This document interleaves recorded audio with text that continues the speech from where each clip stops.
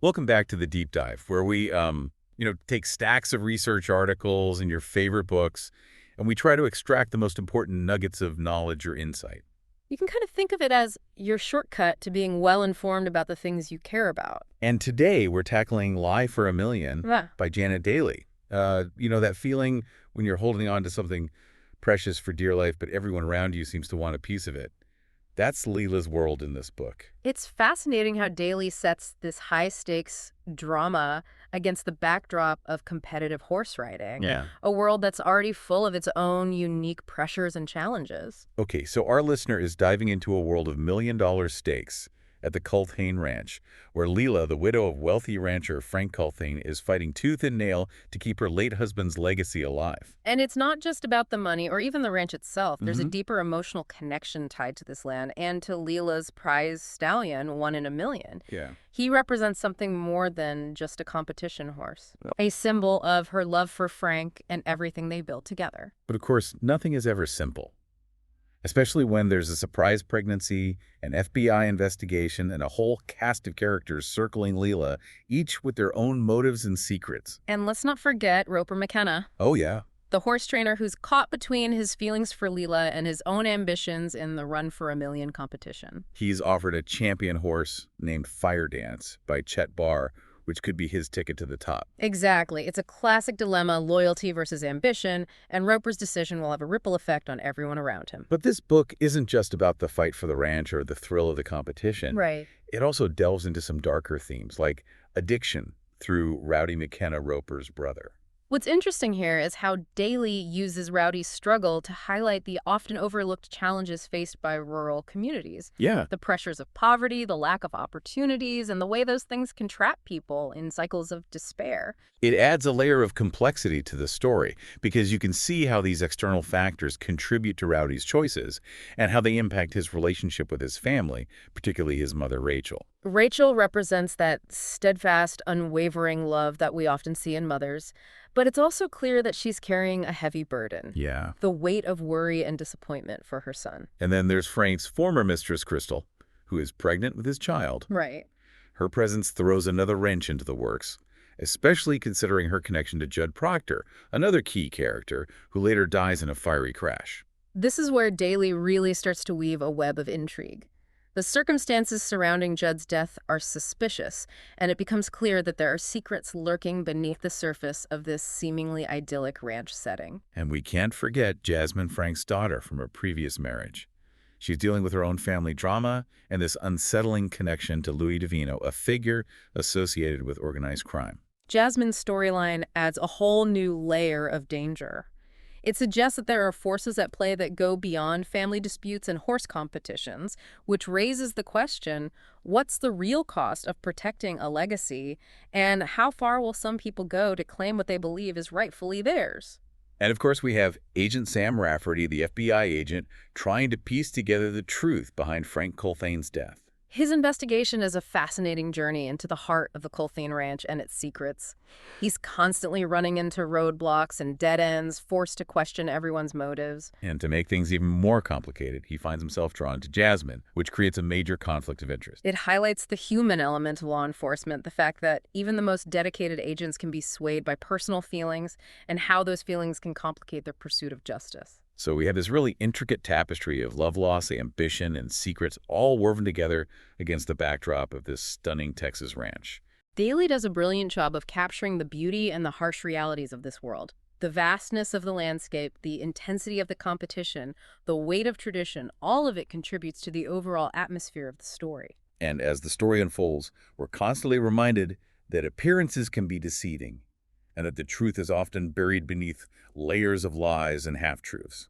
It's a reminder to look beyond the surface, to question what we think we know, and to be wary of those who might be playing a different game altogether. Exactly. There's so much more to unpack here. Yeah. But we want to leave you with enough intrigue to keep you turning those pages. Because the real magic of Lie for a Million lies in the journey of discovery, the slow unraveling of the truth, and the way Daly keeps us guessing until the very end. Now, before we dive deeper into the complexities of this story, let's take a moment to reflect on the characters themselves. What stood out to you about Leela or Roper?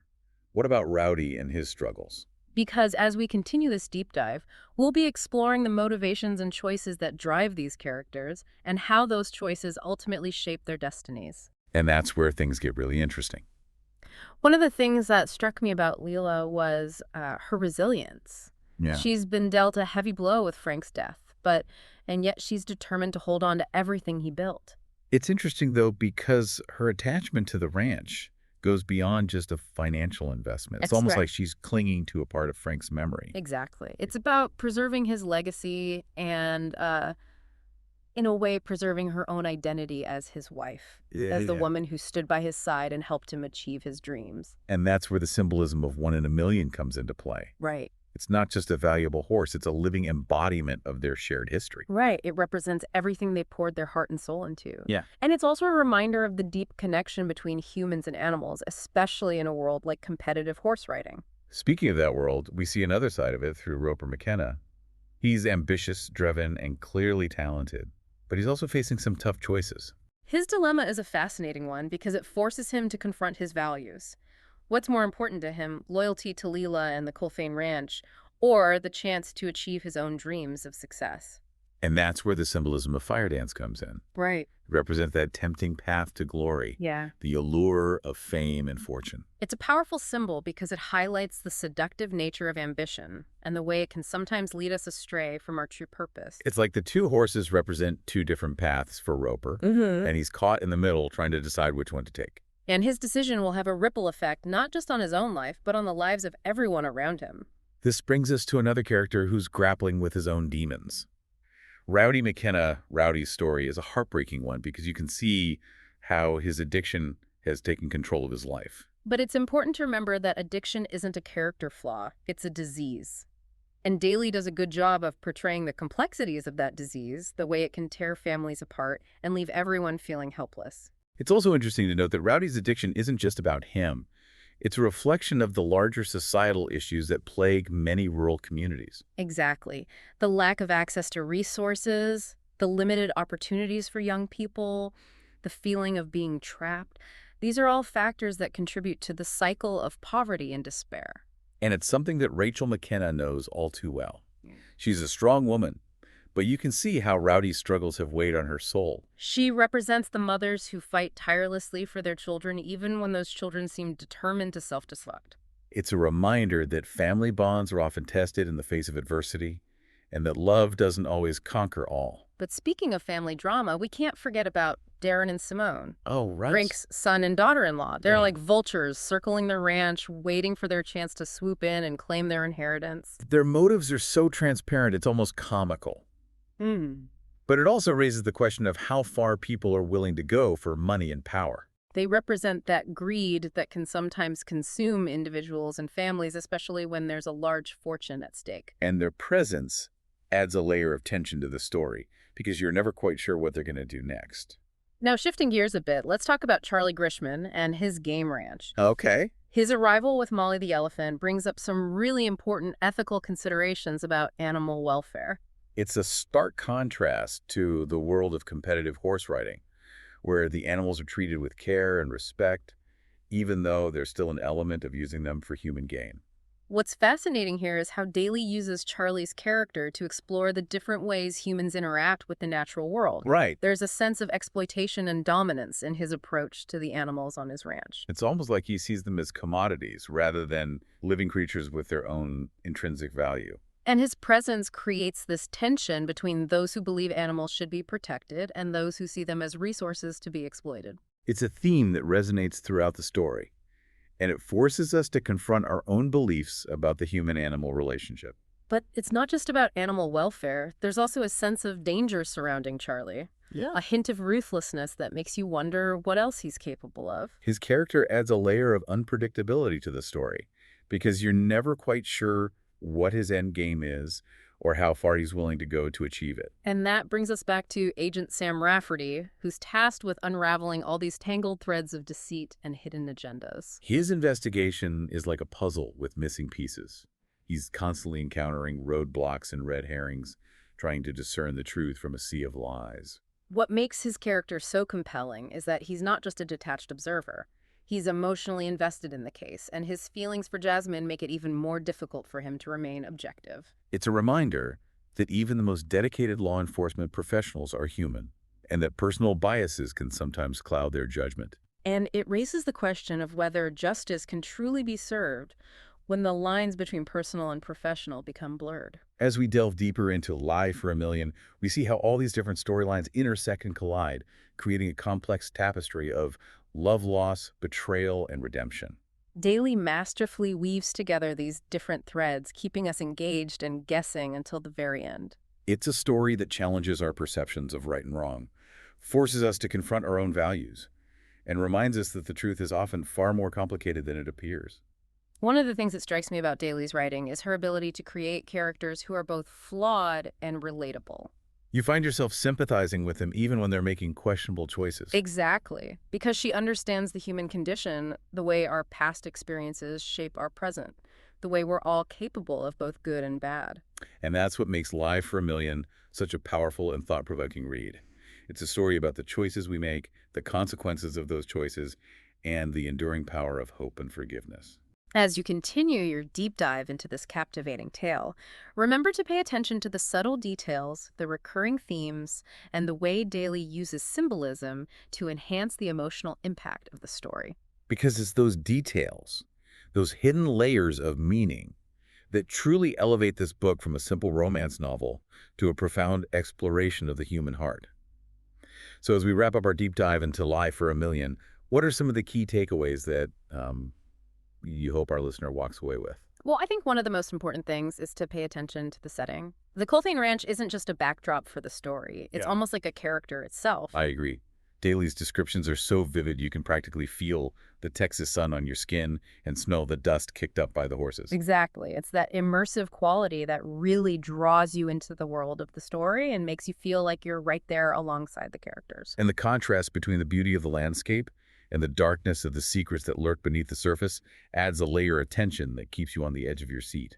Another thing I'd encourage our listener to consider is the way Daly uses symbolism throughout the novel.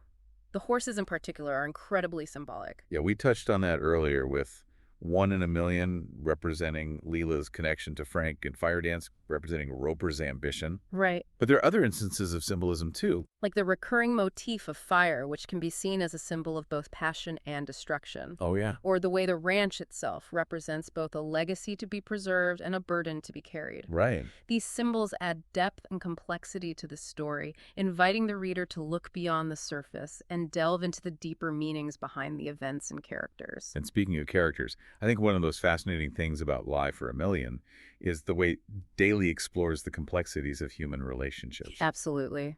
There are so many layers to the relationships in this book. Yeah. Whether it's the love triangle between Lila, Roper, and Chet, or the strained bond between Rowdy and Rachel, each connection is fraught with its own unique challenges and rewards. And the way those relationships evolve over the course of the story is really what drives the narrative forward. It's also worth noting that Daly doesn't shy away from portraying the, darker aspects of human nature, greed, jealousy, betrayal. Right. These are all themes that are explored in depth, and they serve to remind us that even the most seemingly idyllic settings can harbor darkness. But even amidst all that darkness, there's a glimmer of hope.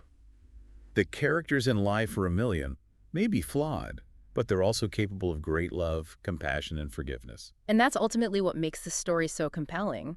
It's a reminder that even in the face of adversity, the human spirit can endure, and that love and hope have the power to heal even the deepest wounds. So as you continue your deep dive into Lie for a Million, I encourage you to keep these things in mind. Yeah. Pay attention to the setting, the symbolism, the relationships, and the themes that Daly so skillfully weaves together. Because it's in those details, those hidden layers of meaning, that you'll find the true heart of this captivating story. And who knows, maybe you'll even uncover some insights that we missed. We'd love to hear your thoughts. So be sure to share your favorite moments from Lie for a Million in the comments below. Thanks for joining us for this deep dive into the world of Janet Daly's Lie for a Million. We hope you enjoyed the ride. And don't forget to like, comment, and subscribe to The Deep Dive for more insightful explorations of your favorite books and topics.